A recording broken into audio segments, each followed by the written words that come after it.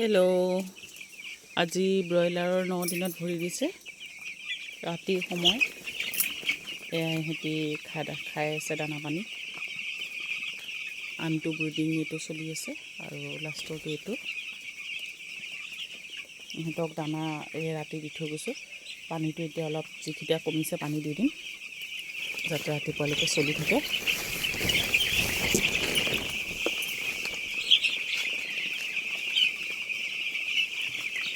এটা দিম।